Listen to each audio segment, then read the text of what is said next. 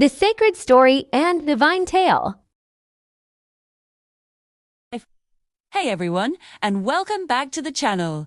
Today, we're diving deep into one of the most foundational books ever written, Genesis. This isn't just a collection of ancient tales. It's a grand, sweeping epic filled with fascinating characters whose choices and journeys shape everything that comes after. So grab a cup of coffee, get comfortable, and let's explore the stories of the key players in the book of Genesis. Our journey begins, well, at the beginning, with Adam and Eve. 2. Imagine being the first two people on a planet perfectly designed for you. That's their reality in the Garden of Eden.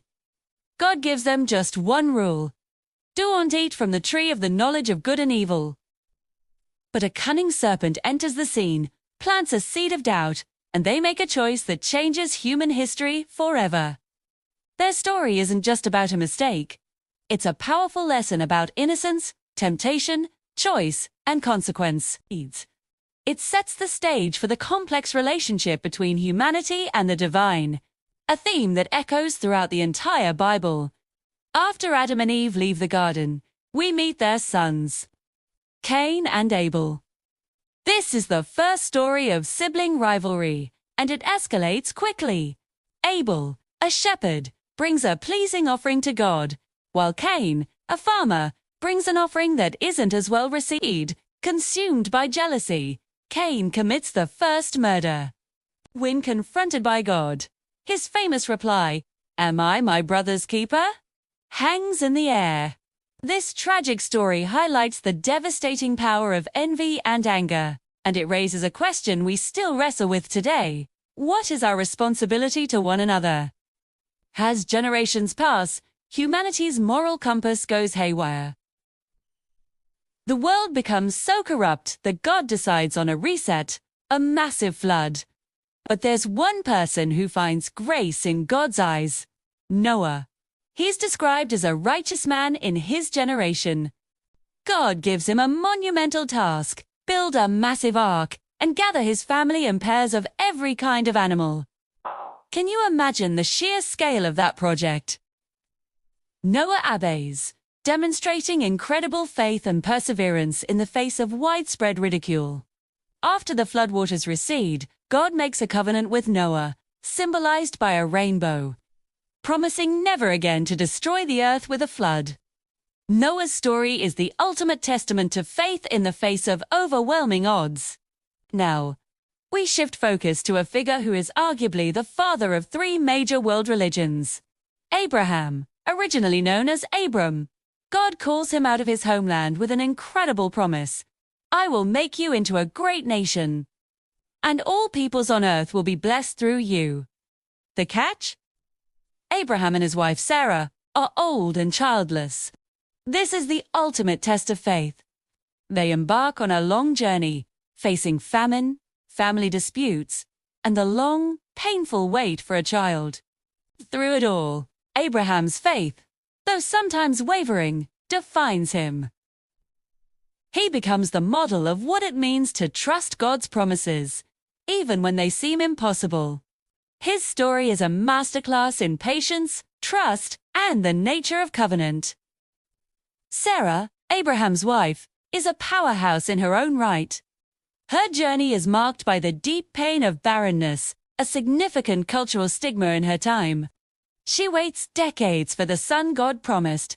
At one point, her patience wears so thin that she takes matters into her own hands, giving her handmaiden, Hagar, to Abraham to bear a child, which leads to the birth of Ishmael and a whole lot of family drama.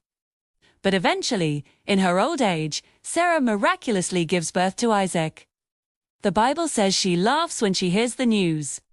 A laugh of disbelief that turns into a laugh of pure joy. Her story gives a voice to the struggles of waiting and the profound joy of a promise fulfilled. And then there's Isaac, the long-awaited miracle child. His most famous, and perhaps most harrowing, story is when God tests Abraham by asking him to sacrifice his beloved son. It's an incredibly intense and difficult passage to read.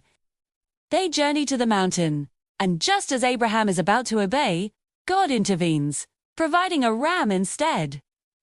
This event profoundly shapes Isaac's life and our understanding of faith and sacrifice. Later, Isaac marries Rebekah, and like his father, he has to navigate family challenges, especially with his own two sons, Jacob and Esau, who were rivals from the moment they were born. Isaac's life serves as a bridge, carrying the covenant promise from one generation to the next. Now, let's talk about Jacob. If Abraham is the model of faith, Jacob is the model of a striver, a wrestler. His name literally means, he who grasps the heel, and he lives up to it. He swindles his older twin brother, Esau, out of both his birthright and his blessing. He then flees for his life and ends up working for his uncle Laban, who is just as cunning as he is. Jacob falls in love with Rachel and agrees to work 7 years for her, but he's tricked into marrying her older sister Leah.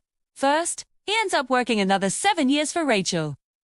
Through his 2 wives and their handmaidens, Jacob becomes the father of 12 sons, who will become the heads of the 12 tribes of Israel.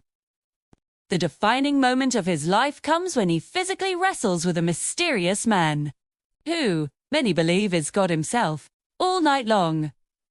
At the end of it, his hip is dislocated, but he receives a new name, Israel, meaning he who struggles with God. Jacob's story is a messy, complicated, but ultimately redemptive journey of a flawed man who is transformed through his persistent struggle with God and with others. Finally, we come to one of the most compelling characters in all of Genesis, Joseph, Jacob's favorite son. This favoritism breeds intense jealousy among his 11 older brothers. These sell him into slavery, dip his special, colorful coat in goat's blood, and tell their father he was killed by a wild animal. Joseph's life becomes a roller coaster of epic proportions. He's taken to Egypt, where he rises from a slave to the head of his master's household, only to be falsely accused and thrown into prison. But even in the darkest of places, Joseph holds on to his integrity and his gift for interpreting dreams. This ability eventually brings him before Pharaoh himself. He interprets Pharaoh's dreams, predicting 7 years of abundance, followed by 7 years of severe famine. Joseph is put in charge of all of Egypt, second only to Pharaoh, and he wisely stores up grain during the good years. When the famine hits, who shows up in Egypt looking for food? His brothers. They don't recognize him at first, leading to a series of dramatic tests. The climax is one of the most powerful moments in the Bible. Joseph reveals his identity, and instead of taking revenge, says those incredible words, "You intended to harm me, but God intended it for good."